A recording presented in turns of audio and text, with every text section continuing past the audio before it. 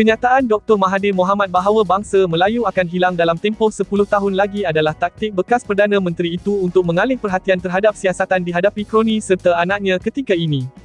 Setiausaha veteran UMNO, Mustafa Yaakob, berkata ketika Mahathir berbicara soal perpecahan orang Melayu, hakikatnya dialah yang memecah belahkan bangsa Melayu di negara ini. Apatah lagi, kata Mustafa, Mahathir sendiri bukannya Melayu asli, kerana ahli politik veteran itu mempunyai kaitan susul galur dari India. Yang anehnya dia mempersoalkan perpecahan Melayu setelah dia yang memecah belahkan Melayu. Dia sekarang bercakap tentang perpaduan Melayu setelah dia yang menjadi penyebab Melayu tidak bersatu.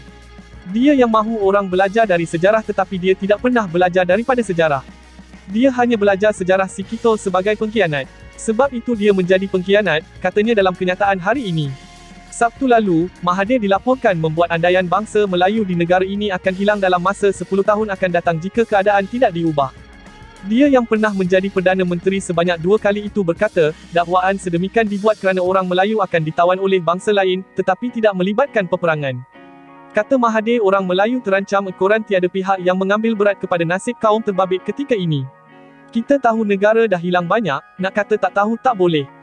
Kita hilang 4 negeri di utara, Pulau Riau, Singapura, Pulau Pinang dan dalam 10 tahun lagi, bangsa Melayu akan hilang. Kita bangsa Melayu akan hilang negara kita seolah-olah kita ditawan oleh bangsa lain tanpa perang, katanya dalam program Minda Negarawan Iktibar 150 tahun Perjanjian Pangkor di Yayasan Kepimpinan Perdana di Putrajaya.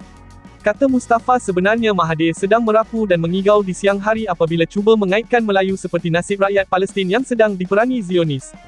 Menurutnya Melayu tidak akan hilang dari dunia ini kerana bangsa terbabit tetap wujud selagi ada orang yang mengaku mereka Melayu. Melayu ada di seluruh Nusantara.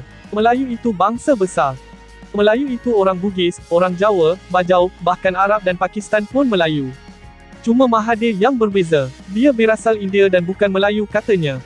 Pada masa sama, veteran UMNO menganggap kenyataan Mahathir baru-baru ini merupakan dendam yang tersemat di hati ahli politik terbabit yang kini cuba menakutkan orang Melayu di negara ini. Kata Mustafa, kenyataan Mahathir itu mencadangkan bahawa orang Melayu akan kehilangan kuasa politik dalam tempoh sedekat akan datang. Sebenarnya kenyataan itu lebih merupakan khilaf, melarikan diri daripada isu siasatan SPRM terhadap kroninya, Daim Zainuddin, dan juga anak-anaknya. Dia sedar dia semakin tertekan dan tidak relevan. Jadi supaya dilihat terus relevan maka dia membangkitkan cerita Melayu hilang kuasa, katanya. Sekian info hangat terkini hari ini.